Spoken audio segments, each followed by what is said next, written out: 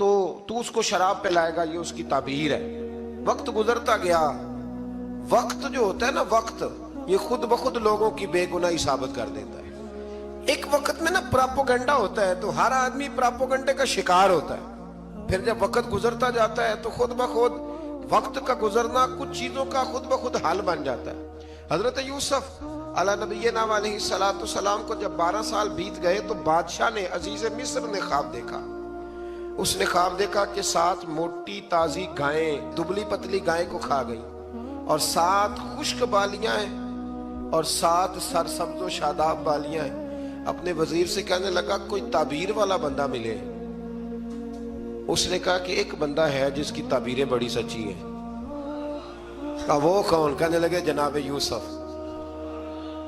تو قید خانے میں پیغام بھیجا حضرت یوسف کو کہ خواب کی تعبیر بتائیں، تو جناب یوسف نے یہ نہیں کہا پہلے مجھے باہر نکالو، یہ نہیں فرمایا۔ فرمایا تعبیر یہ ہے، یہ جو 7 خشک بالیاں دیکھی ہیں نا، اس کا مطلب ہے کہ 7 سال تنگ دستی رہے گی، اور 7 سرسبز بالیاں دیکھی ہیں تو پھر 7 سال اللہ خوشحالی دے دے گا۔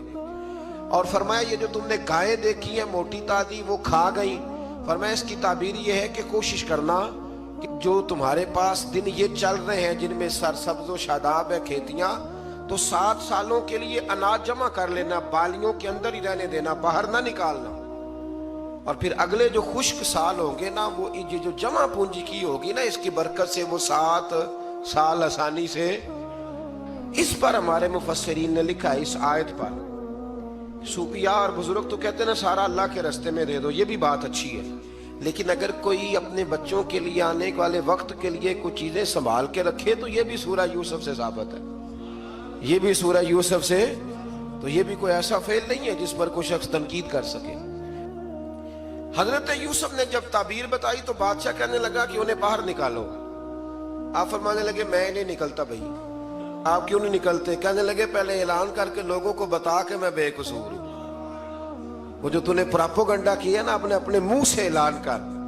اس نے جناب زلیخا کو بلایا، ان عورتوں کو بلایا، وہ عورتیں ساری سامنے آئیں، انہوں نے گواہی دی کہ یوسف تو بے گناہ ہے۔ پر سال کتنے لگ گئے؟ اللہ اکبر، 12 سال لگ گئے۔ یقین کریں کچھ لوگوں کو یہ ثابت کرنے میں نا کہ میں ٹھیک ہوں، زندگی بیت جاتی ہے، اور میں تمہارا خیر کا ہوں، زندگی بیت جاتی ہے۔ لوگوں کو ہوش تب آتی ہے جب مزار پر چادر ڈالنے کا ٹائم آ جاتا ہے، ہوش تب آتی ہے، لیکن پھر ہوش کا کوئی فائدہ۔ 12 سال کے بعد بادشاہ نے ان کو بلایا اور کہنے لگا کہ یہ جو خواب میں نے آپ کو سنایا اب کرنا کیا ہے؟ تو حضرت یوسف کہنے لگے تم سے کچھ بھی نہیں ہوگا، اگر کچھ کرنا ہے تو پھر یہ خزانے کی ذمہ داری میری لگاؤ۔ اگر کوئی قابل آدمی ہو تو وہ آگے بڑھ کے بات کر سکتا ہے۔ یہاں ہر بندہ ہی آگے بڑھ کے کہتا ہے مجھے دے دو ڈیوٹی، لیکن قابل ہو تو وہ آگے بڑھ کے بات کرے اور سمجھے کہ میرے علاوہ کسی کے لیے مشکل ہے، تو پھر وہ آگے بڑھے۔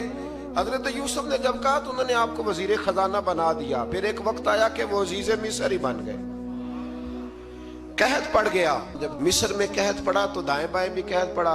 کنعان کے آپ رہنے والے تھے، وہاں بھی قحط پڑا۔ حضرت یعقوب بیٹے کی یاد میں رو رو کے تو آنکھوں کی بینائی چلی گئی۔ اور یارو باپ بھی بڑا ہی پیار کرتا ہے، بڑا ہی پیار کرتا ہے، بڑا ہی پتہ ہے۔ باقی تمہیں تحفے دیتے ہیں، باقی تم سے محبت کرتے ہیں، تو باپ تو بیٹے کو اپنی جوانی دے دیتا ہے، اپنی جوانی اپنے بیٹے کے نام کر دیتا ہے۔ باپ بھی بڑا ہی پیار کرتا ہے۔ سنگیو کوئی نہیں تول سکتا، بچے ایسے گھوم رہے ہوتے ہیں نا ابا جی کے سامنے، تو ان کا اٹھنا بیٹھنا چلنا ہی بڑا پیارا لگتا ہے، کا آنا جانا ہی بڑا پیارا لگتا ہے۔ باپ کا تو قد روز اونچا ہوتا ہے کہ اللہ نے مجھے لال عطا فرمائے۔ حضرت یعقوب کی آنکھوں کی بینائی چلی گئی رو رو کے۔